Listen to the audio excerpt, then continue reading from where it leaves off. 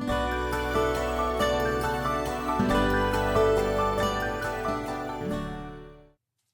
everyone, welcome to Read Through the Word. Today is Saturday, July 5th.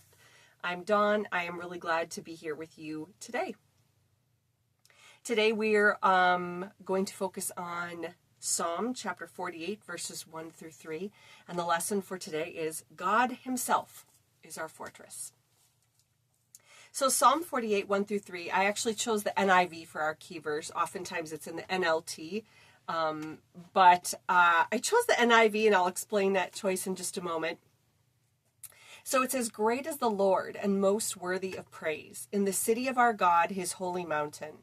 Beautiful in its loftiness, the joy of the whole earth, like the heights of Zaphon in Mount Zion, the city of the great King. God is in her citadels. He has shown Himself to be her fortress." So I want to talk today about what were the heights of Zaphon. Sometimes, I don't know about you, but sometimes I really love to dive into those little words or phrases that I sometimes gloss over and I don't really know the meaning of. And I want to get into that today because I thought, what are the heights of Zaphon? It must be important because it's comparing it to Mount Zion, or it's talking about it being connected to Mount Zion in some way, which of course is in Jerusalem and considered, the place of God's presence, because that is where, the temple was.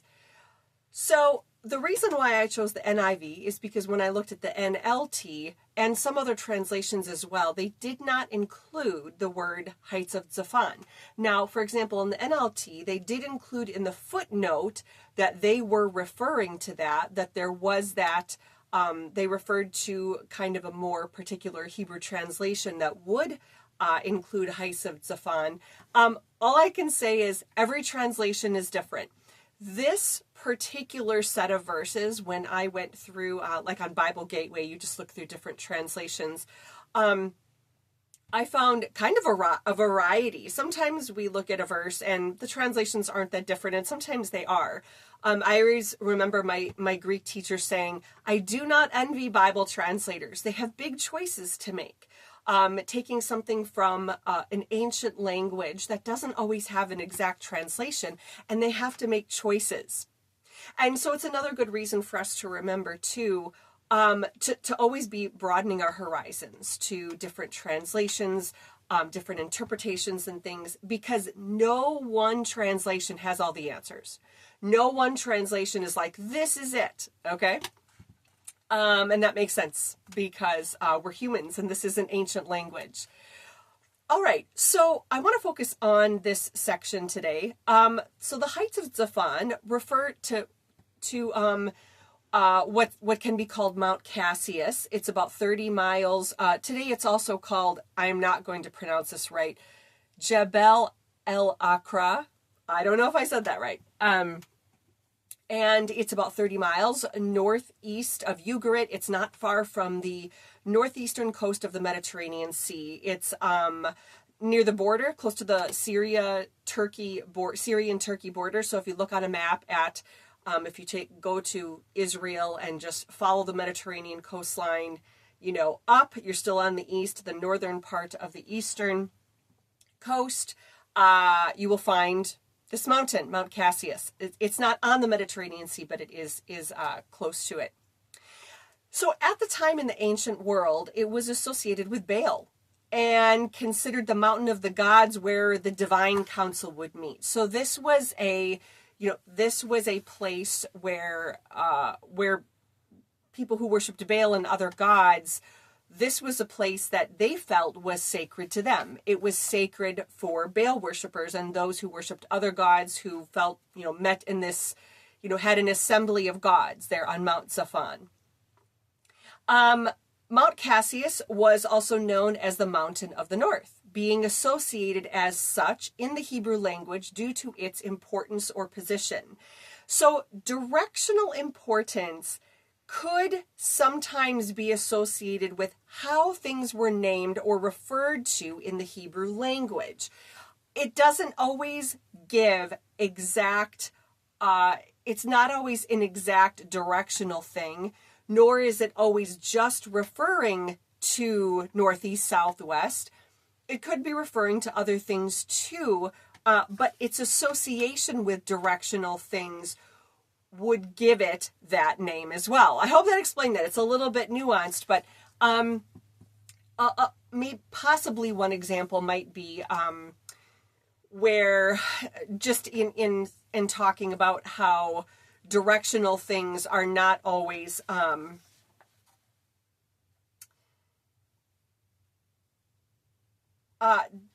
we're not always talking about directional precision all the time, though it was in the north and it was called that because it was there. But directional precision isn't always the point. It's referring to a bigger concept. Like, I had to look at my notes to make sure I had the right one. For example, a lot of times in the Old Testament, it might say when it's referring to all of Israel or Judah, from Dan to Beersheba. And now, does that mean that every single little inch of, because Dan was like the northernmost city, Beersheba was in the south. And so when that was said, it didn't mean there was exact directional precision in describing every inch of that space. It was an over-encompassing idea of like the whole land, all of Israel, all of Judah. So I hope that helps a little bit. So anyway, as we said, it was associated with Baal and this divine assembly. Just interesting to note, Mount Zion is about 2,500 feet above sea level, and Mount Casius is over 5,000 feet. So Mount Casius, twice as big, twice as tall, twice as high as Mount Zion. So it seemed bigger, and it was sacred to Baal worshipers. But here's the interesting thing. In this translation, when they're talking about the heights of Zaphon, there could be multiple reasons for why they chose that. One, like I said, is, and sometimes it's just called to the north, or Mount Zion to the north, is because it's just trying to say that there's something happening in the north that's relevant to Mount Zion. And another idea is that God is saying in this that God is sovereign over all, not just Mount Zion. In other words, Mount Zion was sacred because God's presence was there. In other words, Mount Zion wasn't just this, I'm going to pick that mountain because it's sacred. The sacredness of Mount Zion was sacred because of God's presence. Mount Zion was or isn't sacred in and of itself. And sacredness was attributed to Mount Casius, to the heights of Zaphon. Sacredness was attributed to that because it was considered the seat of, Baal and other gods where they held their power. So, what's interesting is this verse is alluding to the fact that the heights of Zaphon, or Mount Casius, as we'll now call it, it's like the psalmist is saying, this is the Mount Zion of the north. In other words, God does not just have his seat of power on Mount Zion. It extends all the way to the north. So again, using the direction, it extends to the heights of Zaphon. And so Yahweh's Mount Zion is the heights of Zaphon because God's presence and God's sovereignty does not end. God's seat of power does not end at Mount Zion. It's like saying, the heights of Zaphon might as well be the Mount Zion of the north because God has his foot. God has his, his foot is planted everywhere. So it's kind of like a symbolic Mount Zion. It extends all the way to the north to the heights of Zaphon and encompasses it as a picture of God's sovereignty. And so when the psalmist is saying that, and I'm glad that I dug into this because just in those few little words where we're talking about this, the heights of Zion are like, or Zaphon are like Mount Zion.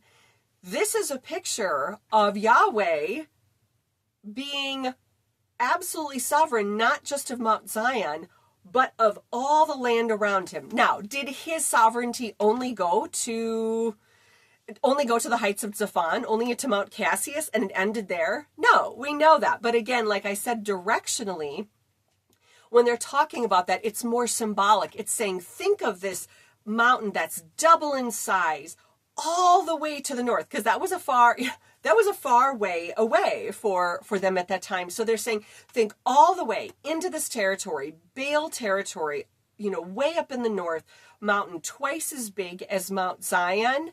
And it's like saying, oh, that's just God's Zion of the north. In other words, God's Mount Zion is everywhere you look, because God, the seat of God's power, is everywhere. It is sovereign and all-encompassing. And I thought about that too.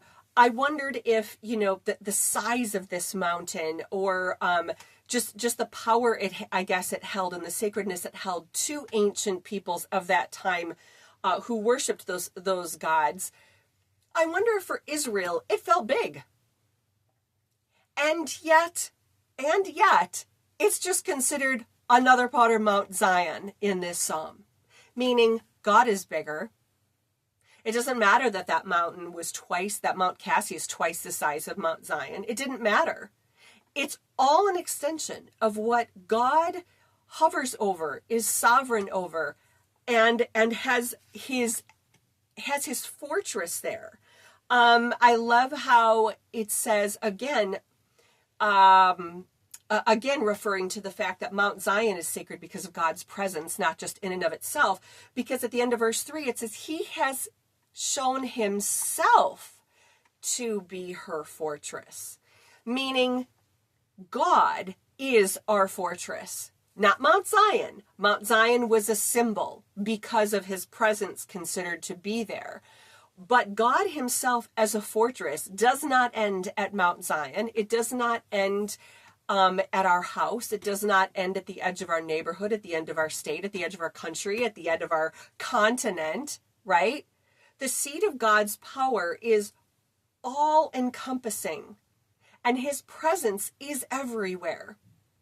So no matter how big something else looks, no matter how much somebody else might say, that's mine, or I own that, or these gods are here, or these idols are here, whatever it is, God is himself a fortress and extends over the universe.